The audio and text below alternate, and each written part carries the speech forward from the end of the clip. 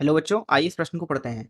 प्रत्यावर्ती धारा के परिपथ के संदर्भ में प्रतिरोध, प्रतिघात तथा प्रतिबाधा में अंतर स्पष्ट कीजिए। इनमें संबंध लिखिए। आइए इस प्रश्न की मुख्य अवधारणा की चर्चा करें। जिस तरीके से एक प्रतिरोध जो होता है वो दरअसल अपने अंदर प्रवाहित होने वाली धारा का विरोध करता है। कितना विरोध करेगा उसे आर से दिया जाता है। उसी तरीके से जब एक संधारित्र को किसी प्रत्यावर्ती धारा के साथ जोड़ा जाता है तो वो धारा को जिस गुण के माध्यम से विरोध करता है उसे दरअसल प्रतिघात बोलते हैं। संधारित्र के प्रतिघात को बोला जाता है एक्सी से। अगर हम मान लें कि जो यहाँ पे निवेश लगाया जा रहा है उसका कोणीय आवृत्ति ओमेगा है, ऐसी स्थिति में एक्सी का मान दिया जाता है 1/ओमेगा सी। इसी तरीके से जब हम एक प्रेरक को किसी एक प्रत्यावर्ती निवेश के साथ जोड़ते हैं कुछ इस तरीके से, मान लीजिए कि निवेश का कोणीय आवृत्ति ओमेगा है, तो इसमें प्रवाहित होने वाले धारा का विरोध प्रेरक जिस गुण से करता है उसे एक्सएल से प्रदर्शित किया जाता है। एक्सएल का मान लिखा जाता है ओमेगा एल के बराबर।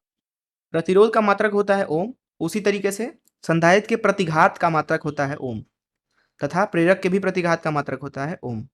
मान लीजिए कि संधारित्र अकेला ना हो अथवा प्रेरक अकेला ना हो, कुछ इस तरीके से मान लीजिए है, अथवा कुछ इस तरीके से है, अथवा कुछ इस तरीके का अवयव है, अथवा कुछ इस तरीके से है। बस आप ऐसे समझे कि अगर संधारित्र अथवा प्रेरक अकेला नहीं है, वो किसी संयोजन में है, तो इन संयोजनों में जो भी धारा प्रवाहित हो रही है आई, उसका विरोध ये पूरा संयोजन करता है। कितना विरोध करेगा वो दरअसल प्रतिबाधा से दिया जाता है, जिसको जेड से दर्शाया जाता है। अगर हम जेड का मान लिखें तो क्योंकि संयोजन अलग अलग हैं तो अलग अलग संयोजन के लिए अलग अलग होगा जेड। लेकिन मान लीजिए एक ऐसा संयोजन है जिसमें प्रतिरोध भी है, संधारित्र भी है और प्रेरक भी है, प्रत्यावर्ती निवेश से जोड़ दिया गया।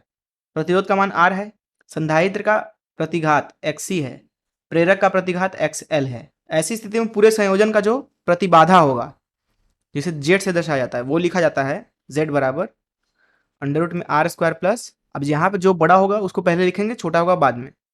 इस चीज़ को दर्शाने के लिए हम ऐसा भी लिख सकते हैं, टेढ़ा वाला माइनस, अंदर इसका स्क्वायर कर देंगे। जिस तरीके से एक्सी एवं एक्सएल तथा आर का प्रतिरोध, आर का मात्रक ओम है, उसी तरीके से इस जेड का भी मात्रक ओम होता है। तो इस मुख्य उदाहरण से आइए इस प्रश्न को हल करें। यहाँ इस प्रश्न में पूछा जा रहा था कि प्रतिरोध, प्रतिघात तथा प्रतिबाधा में अंतर क्या है।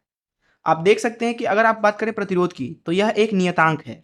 वहीं अगर आप बात करें प्रतिघात की, संधारित्र के लिए प्रतिघात एक्सी है, प्रेरक के लिए प्रतिघात एक्सएल है। तो दरअसल जो ये दोनों मान हैं, जैसा कि यहाँ पे आप देख सकते हैं मुख्य उदाहरण, ये दरअसल ओमेगा पे निर्भर करते हैं अर्थात आवृत्ति पर। तो ये नियतांक नहीं है बल्कि ये निवेश में दी गई प्रत्यावर्ती धारा के आवृत्ति पर निर्भर करते हैं। और जो प्रतिघात होता है वो दरअसल केवल और केवल एक संधारित्र अथवा एक प्रेरक के लिए बनाया गया है। वहीं बात करें अगर प्रतिघात की, जिसे जेड से दर्शाया जाता है, दरअसल ये भी आपका ओमेगा पर निर्भर करता है, अर्थात ये भी आपका नियतांक नहीं है।